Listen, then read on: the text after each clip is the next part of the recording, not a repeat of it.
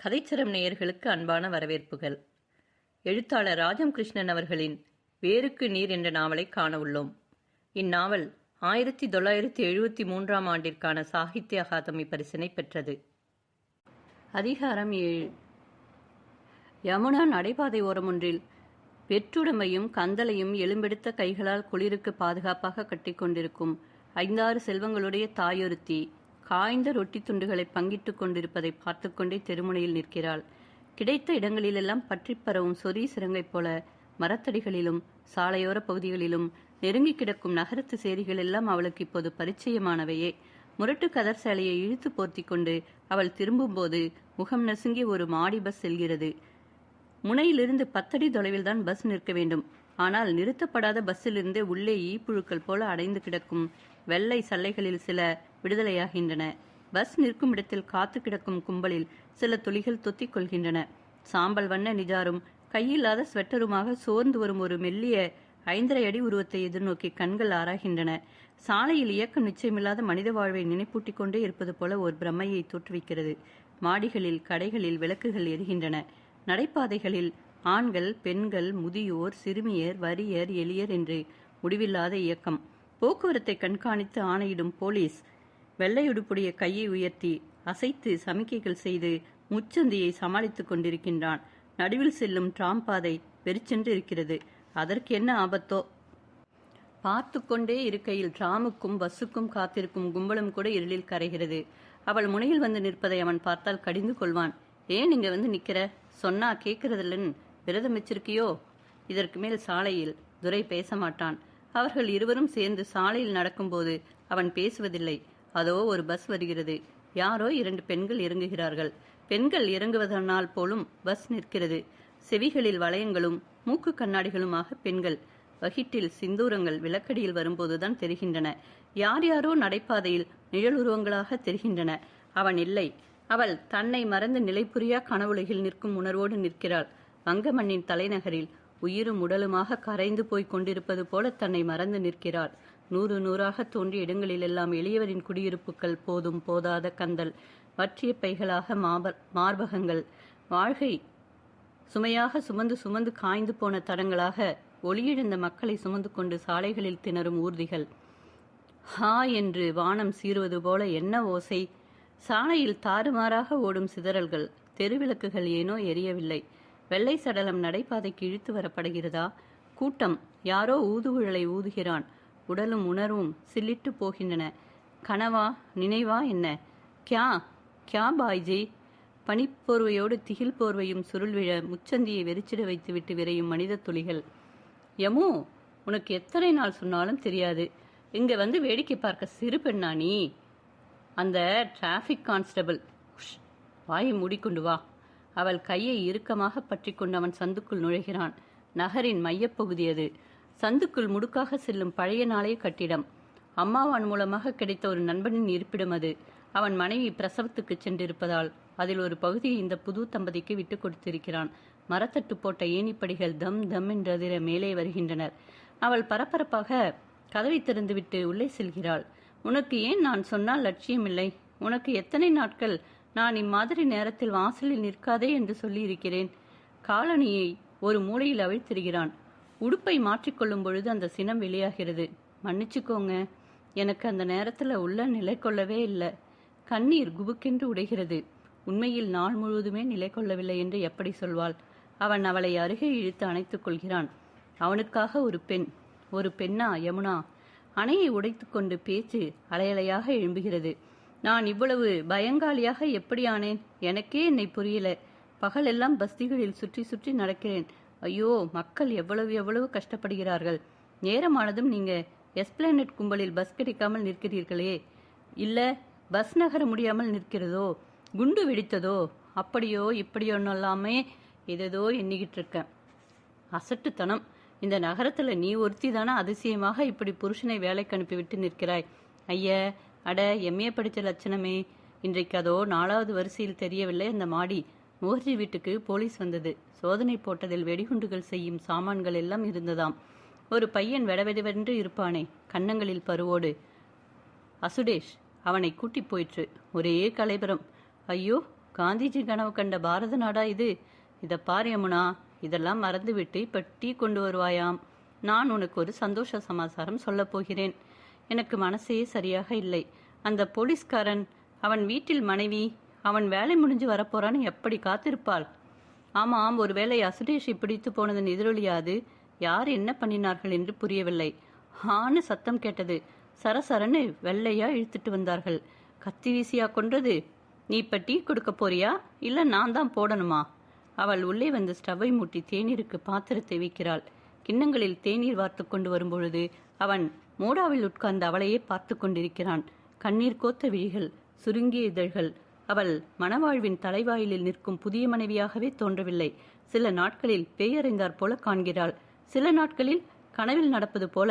1.5 மாச காலமாகவில்லை அவர்கள் அங்கு வந்து. ஞாயிற்றுக்கிழமைகளில் அவனும் அவளுமாக அந்த பெரிய நகரத்தின் சிறப்பிடங்களை காணச் சென்றார்கள். அவள் எங்கு சென்றாலும் சோக நிழலை சிரமப்பட்டு சுமந்து கொண்டுதான் வருகிறாள். அவன் தேநீர் கிண்ணத்தை வாங்கிக் கொண்டு அவள் கையை ஆதரவோடு பற்றி அழுத்துகிறான். யமு, நாம இந்த சனியம் பிடிச்ச ஊரை விட்டு போறோம். உனக்கு சந்தோஷமாக இருக்கும். நாம் பாட்னா கிளைக்கு போகிறோம். ஆமா, போலீஸ்காரனை நின்ற நிலையில் இப்படி கொலை செய்தது யாராக இருக்கும்? என் கண்முன் இன்றைக்கு நான் ஒரு கொலை நடந்ததை பார்த்தேன். உயிர் கொலை பாருங்க. எனக்கு உடம்பு சிலிர்க்கிறது. அவன் அந்த கையை ஆத்திரத்துடன் உலுக்குகிறான். போலீஸ்காரன் நாசமாக போகட்டும், எல்லாம் லஞ்சக்கழுதைகள். நான் சந்தோஷ செய்தி சொன்னேனே யமு. அவன் முகம் மிக அருகில் வருகிறது. என்னோடு 3 பேருக்கு செலக்ஷன் ஆச்சே, அதில் நான் ஒருத்தன் தான் வெளியூர் போகிறேன். அங்கே இந்த மாதிரி தொந்தரவெல்லாம் கிடையாதாம். நான் இங்கேயே போட்டிடுவாங்களோன்னு என்னமோன்னு வீடு வேறு தேடணுமே என்று இருந்தேன். உனக்கு சந்தோஷமாகவே இல்லையா? எனக்கு சந்தோஷமாக இருக்கவே மறந்து போனதாக போல இருக்கு. நான் அமைதியாக இருக்கவே முயற்சி செய்கிறேன். நேற்று காலையில் நீங்கள் ஆபீஸுக்கு போனதும் 10 பையன்கள் கும்பலாக வந்தார்கள். பக்கத்து பஸ்தி பையன்கள் தான். சரஸ்வதி பூஜை பண்ணுகிறோம் பகன்ஜி, கலெக்ஷனுக்கு வந்தோம் என்றார்கள். நான் ஒரு 5 ரூபாய் கொடுத்தேன், போய்விட்டார்கள். அவர்கள் கீழே இதோ பெரிய வீட்டுக்கு போயிருக்கிறார்கள். அவ அதான் காஷ்மீர்காரி இல்ல, அவ என்ன சொன்னாலோ தெரியல.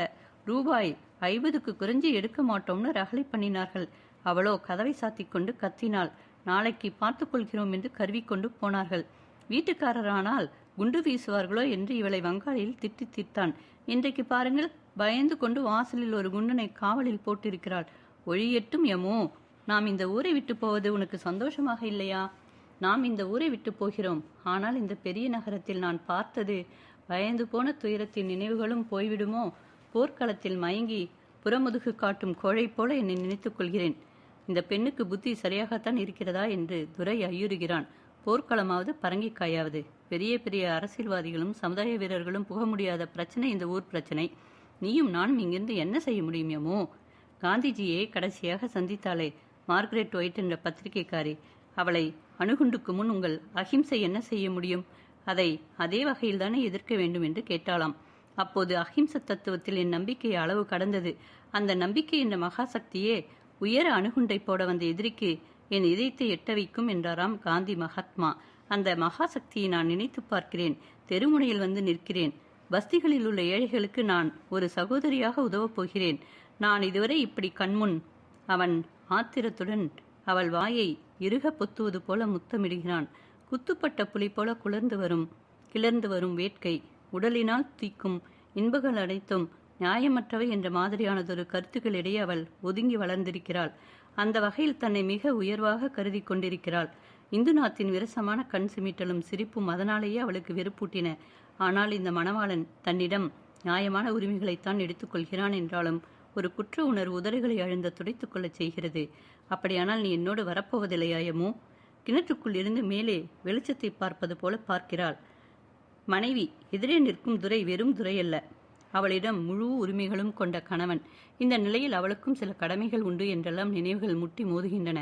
என்னை எதிர்நோக்கி முச்சந்தியில் அபாயமான நிலையிலும் நீ துடிப்புடன் காத்திருக்கிறாய் என்றறியும் பொழுது உன்னை அங்கேயே நெஞ்சம் கூழாக அழுத்திக் கொள்ள வேண்டும் என்று துடிதுடிக்கிறது. ஆனால் உன் அருகில் வந்ததும் அதெல்லாம் உண்மையில்லாத பிரம்மையோ என்று தோன்றுகிறது யமோ. உனக்கு என்னை பிடிக்கவில்லையா? இதயத்திலிருந்து வெறும் துடிப்புகளாக மட்டும் இக்கேள்வி அவள் செவியில் மோதுகிறது. அவளுடைய விழிகளில் மடை திறக்கின்றன. நீ வருத்தப்படக்கூடாது யமோ. உனக்கு என்னை பிடிக்காமல் தான் கல்யாணம் செய்து கொண்டாயோ? அப்படியெல்லாம் நினைக்காதீர்கள். அவன் கைகளை எடுத்து கண்களில் வைத்துக்கொண்டு கண்ணீரை அடக்கிக் கொள்கிறாள். நீ தேவையில்லாமல் பூ போன்ற மனதை வருத்திக் கொள்ளாதே யமுனா. நாம் பிறருக்கு தீமை நினையாமல் நம்மளவுக்கு நேர்மையாக வாழ்வது இக்காலத்துக்கு ஏற்ற சேவை. பெரிய பெரிய தலைவர்கள் எல்லோரும் செய்ய முடியாததையா நம்மால் செய்ய முடியும்? யமுனா, நீ குருடனுக்கு கிடைத்த புதையல். உனக்கு ஏதேனும் நேர்ந்தால் என் உலகமே அழிந்து போகும் யமோ. நீ அதற்காகவா ஆசைப்படுகிறாய்? திருமணம் சுதந்திரங்களுக்கு காவலா தடையா? காவலுக்கும் தடைக்கும் வித்தியாசம் உண்டு இல்லையா? நமக்கு ஒரு துன்பமும் வராது. நாம் இருவரும் மேலானவர்களாக இருக்கப் போகிறோம். நீ கண்ணீரே விடக்கூடாது.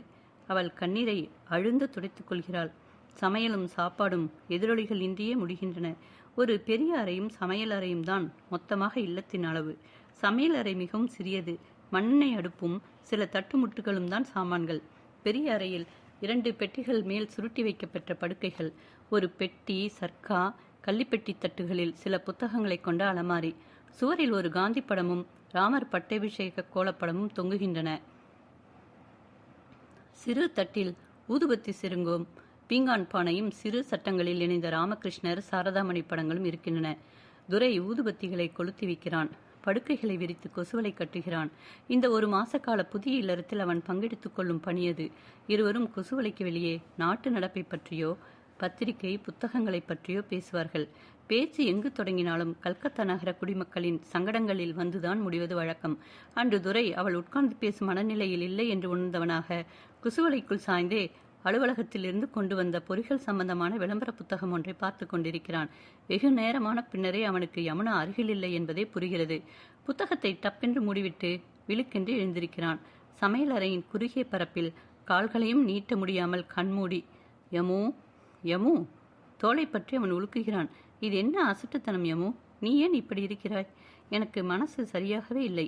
நான் இன்றைக்கு இங்கேயே இப்படியே படுக்கிறேன். துரை அயர்ந்துதான் போகிறான். நான் என்ன அவ்வளவு மோசமானவனா? அவள் தலையே நிமிரவில்லை. யமுனா, நான் இன்றைக்கு எவ்வளவு சந்தோஷமாக வீடு திரும்பி வந்தேன். போகட்டும். ஆனால் நீ நினைக்கும் அளவுக்கு நான் கடையனாக நடந்து கொள்ள மாட்டேன். வசதியாக படுக்கையில் வந்து படுத்துக்கொள். தாம்பத்திய பிணைப்பின் மெல்லிய இழைகளை பற்றிய பிரங்கையே அவளுக்கு வரவில்லை. அவை கண்ணுக்கு தெரியாமல் சிக்கலாகி ஊடறுபட்டு போகக்கூடும் என்ற உணர்வு எப்படி வரும்? தான் செய்யக்கூடாதது ஒன்றை செய்துவிட்ட குற்ற உணர்வில்தான் இப்பொழுது குறுகுகிறாள். எனக்கு வசதியெல்லாம் வேண்டாங்க. இந்த 3-4 மாசத்துல நான் வேண்டாத வசதிகள் எல்லாம் பழகிட்டேன். முன் போல பிரார்த்தனை செய்யக்கூட மனசு பொருந்தவே இல்லை. யமுனா, லட்சியம் என்பது தொலைவில் தெரியும் அம்புலி. அது வழிகாட்டி கொண்டிருக்கும். ஆனால் எல்லோருமே அதை பிடிக்க வேண்டுமென்று நினைத்து செயல்படணும்னா அது பைத்தியக்காரத்தனம், தெரியுதா? அப்படி இல்லை. என் பிரார்த்தனை இந்நாட்களில் வலியுள்ளதாக இருக்கவில்லை. இல்லாவிட்டால் இன்றைக்கு முச்சந்தியில் என் கண்முன் இப்படி ஒரு கொலை விழுந்திருக்காது. அவன் வாயடைத்து போய் நிற்கையிலே அவள் மனம் தொடர்ந்து தன் கொடிகளில் செல்கிறது. உண்மையில் அவள் துரையை எதிர்பார்த்து ஒரு வகை சுயநலத்தினுடன் தான் தெருவில் நின்றாள். தெருவில் நிற்கையில் அவள் அச்சத்தை வெல்லவில்லை. தனியே நிற்பதாகவே தோன்றியது. அவன் வருகிறானோ என்ற தாபத்தில் அந்த அச்சத்தை துடைத்து கொண்டாள். அவன் வீடு திரும்பியதும் அவள் எல்லாவற்றையும் மறந்து அந்த சின்னஞ்சிறு இன்ப உலக களியாட்டத்தில் சுற்றுப்புறத்தை மறந்து போகிறாள்.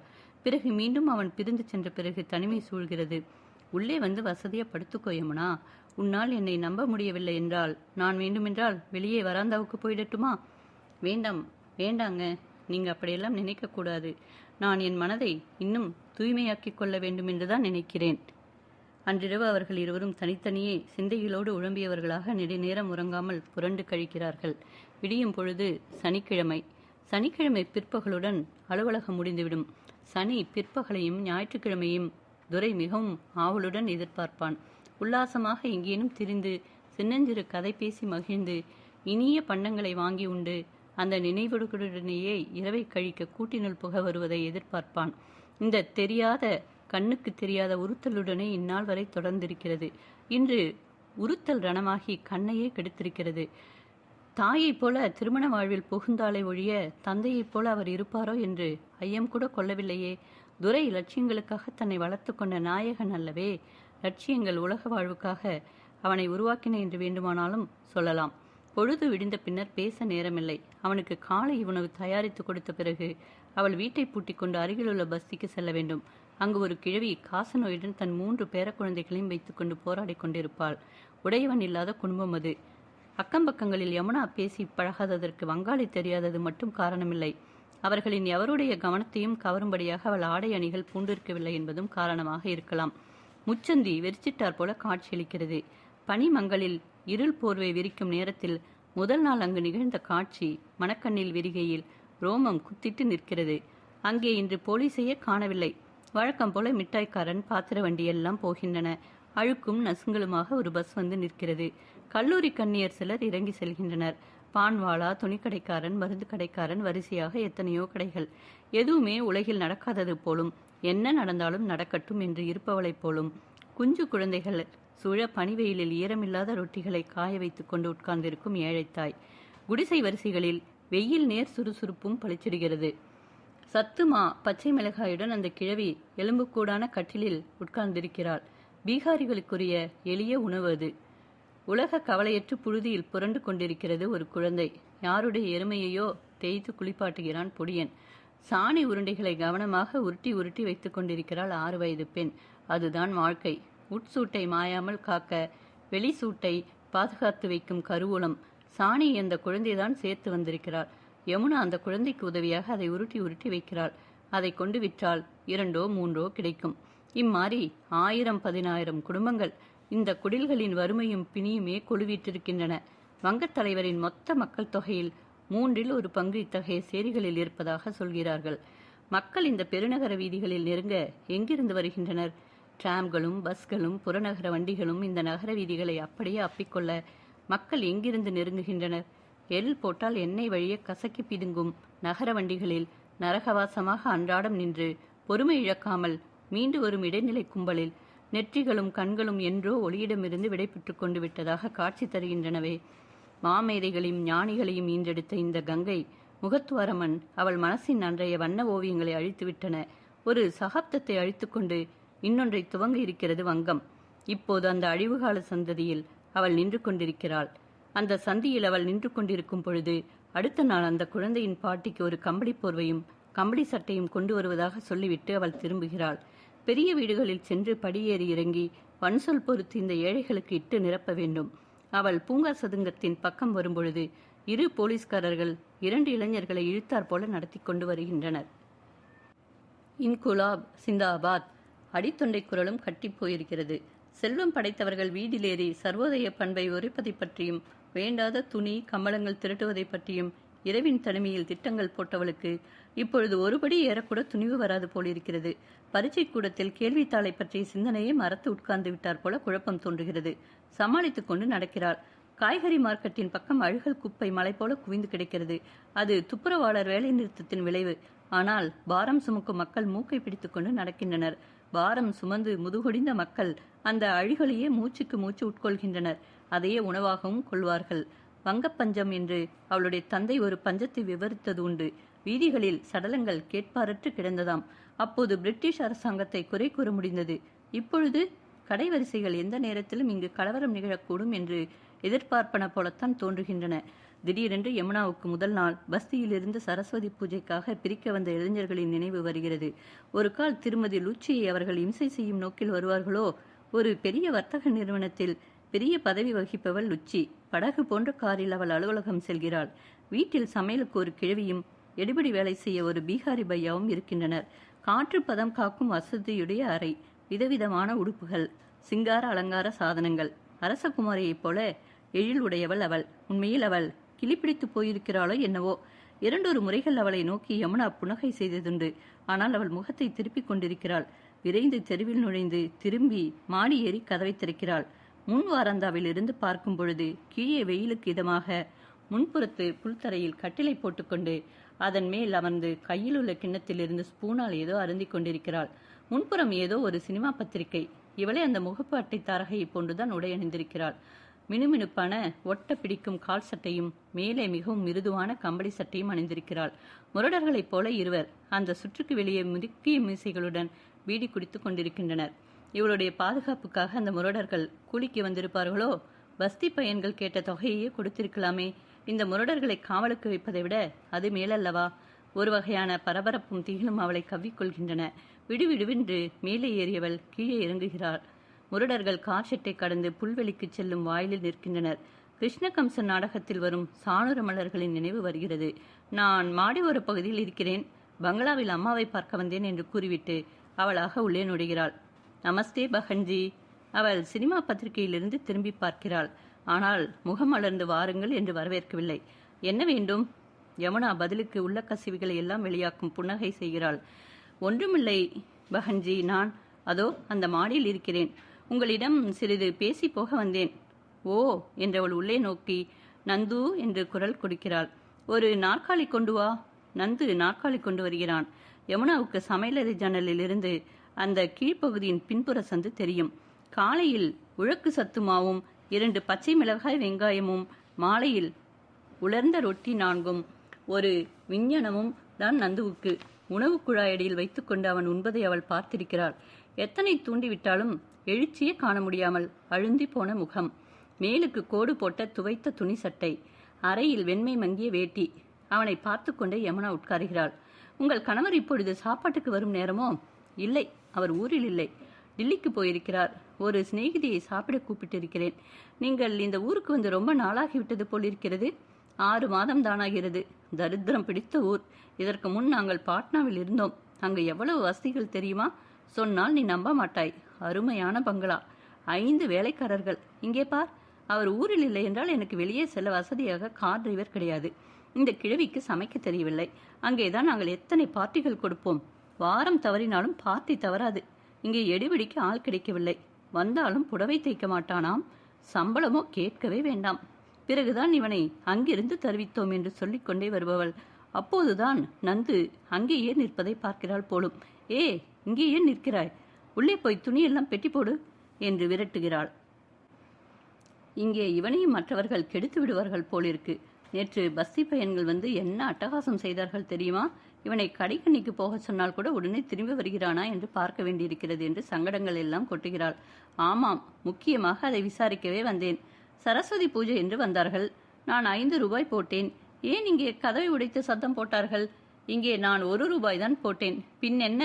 இவங்களுக்கு பூஜையாவது புனஸ்காரமாவது, வயிற்று பூஜை, கட்சி பூஜை, 50 ரூபாய் வேணுமாம். நான் கதவை சாத்திவிட்டு போலீஸுக்கு ஃபோன் பண்ணினேன்.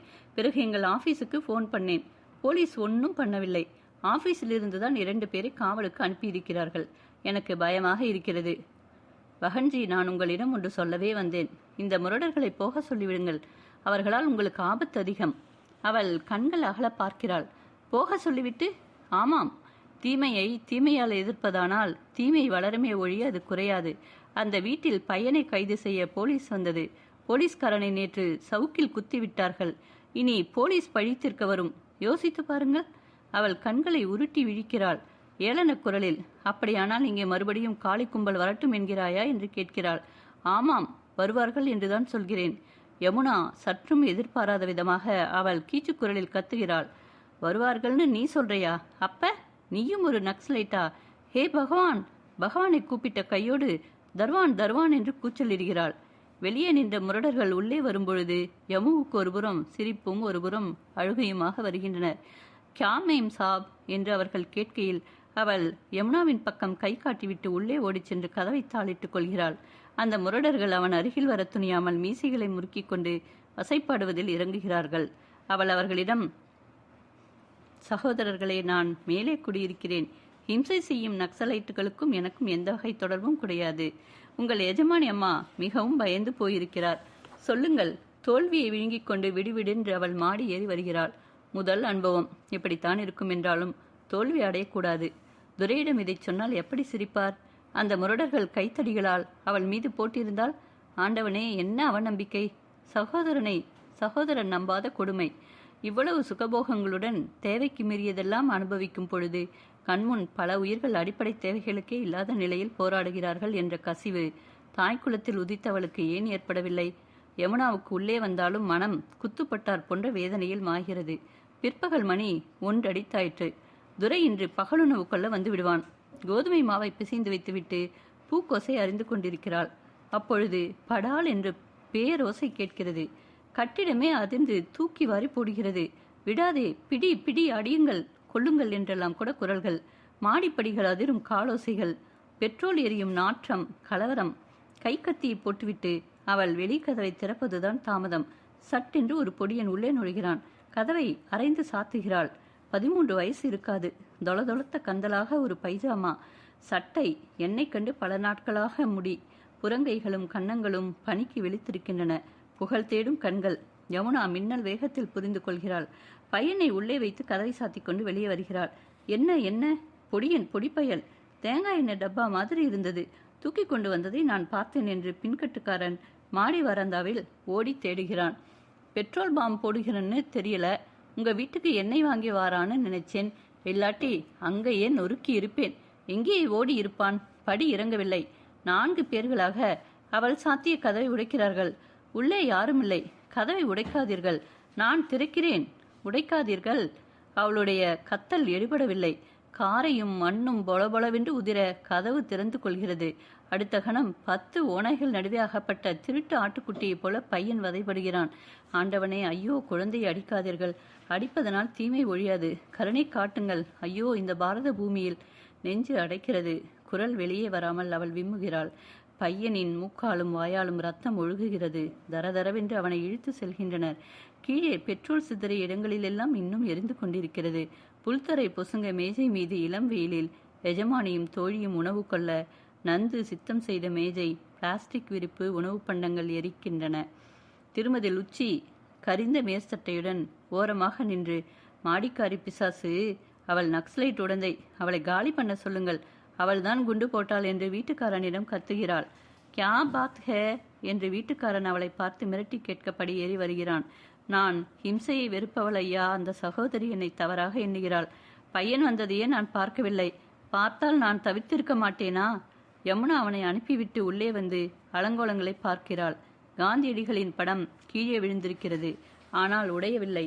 கருணை, அது மனித மனங்களில் செத்துவிட்டது ஐயனே. தரையில் பையனின் ரத்தம் சிந்தியிருக்கிறது.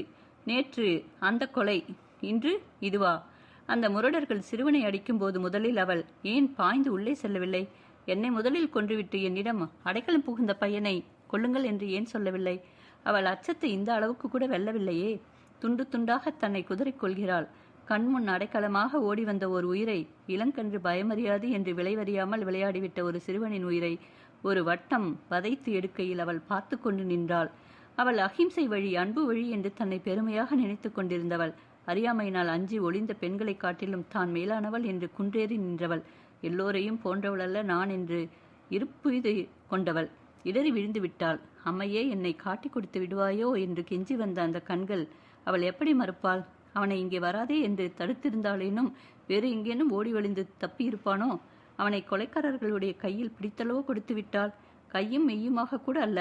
உனக்கு அடைக்கலம் கொடுக்கிறேன் என்று வஞ்சகமாக, பெண் அஹிம்சையின் வடிவானவள் என்று அண்ணலின் மொழியை உருகி உருகி படித்தாளே. ஒரு தாய் தன் மகவுக்கு உரு செய்யும் என்று கொடிய அறுவை வாதனையையும் மயக்க மருந்தின்றி பொறுத்து கொண்ட செய்தியை அவள் நினைத்து நினைத்து வியந்திருக்கிறாள். இன்று எந்த பெண்ணும் அத்தகைய உயர்வில் நிற்கவில்லை. அஹிம்சையின் வடிவங்கள் சுயநல மொத்தைகளாகி விட்டார்கள். அவளும் இதற்கு விலக்கல்ல. துரை வீட்டினுள் அடி வைக்கும் பொழுது இளம் மனைவி வெளியிலிருந்து வரும் சோர்வுக்கு மாற்றாக காட்சியளிக்கவில்லை. சோகமே உருவாக இருந்தவள் எழுந்து அடுப்பை பற்றவிடப் போகிறாள். கதவு அதிர்ந்து உதிர்ந்த காரை மண் சிதறி கிடைக்கிறது. இரத்தக்கரைகள். கீழே மயான அமைதி. யமுனா, என்ன இது? ஏது ரத்தம்? அவளுடைய கண்ணிதழ்கள் ஈரம் படிந்து கூம்பி இருக்கின்றன. என்னையமோ, நான் ஒரு பெரிய தப்பு செய்துவிட்டேன். ஒரு பிஞ்சு பையனை கொலை செய்ய உடைந்தையாகிவிட்டேன். என்ன நடந்தது? கலாட்டாவா? நான் நேற்றே உன்னை அந்த காந்தி படத்தை கழற்றி வைத்து விடு என்று சொல்ல நினைத்தேன். என்ன நடந்தது? அவள் நடந்ததை விவரிக்கையில் துரையின் முகத்தில் சூடு எறுகிறது. யமோ, உனக்கு எத்தனை தரம் நான் சொல்லிவிட்டேன். நாம் இங்கே அந்நியர்கள். நீ ஏன் இவர்கள் விஷயங்களில் தலையிடுகிறாய்? நாம் பிழைக்க வந்தவர்கள். அதிலும் நான் புதியவனாக இங்கு வேலைக்கு வந்திருக்கிறேன். நாம் ஊரை விட்டு நல்லபடியாக கிளம்ப வேண்டாமா? நீ என்ன பச்சை குழந்தையா? பொறுப்பறியாமல் விளையாட. நீங்க ஏன் கோபிக்கிறீங்க? நான் அவளிடம் சொன்னது தப்பா? முரடர்களை அழைத்தால் கலகந்தானே? அவனுடைய குரல் உச்சத்தில் வெடிக்கிறது. உன் லட்சியமும் நீயும். நீ அதிக பிரசங்கி. நானும் போனால் போகிறதென்று பொறுத்து பார்க்கிறேன். நீ என்ன நினைத்து கொண்டிருக்கிறாய்? இதுதான் அவளுக்கு அவனுடைய சினத்தை பார்க்கும் முதல் சந்தர்ப்பம். இந்த கல்கத்தா நகரம் நாசமாக போகட்டும். நீ ஏன் தலையிடுகிறாய்? கதவை ஏன் திறக்கணும்? வெளியே உனக்கு என்ன வேலை? சரி, முதலில் இந்த ரத்தத்தை துடை. இந்த காந்தி படத்தை கழற்றுவே. இல்லாவிட்டால் நானே உடைத்து விடுவேன். யமுனா மறுமொழியின்றி கண்ணீரை விழுங்கிக் கொள்கிறாள். காந்தி படம் பெட்டிக்கடியில் மறைகிறது. தரை சுத்தமாகிறது.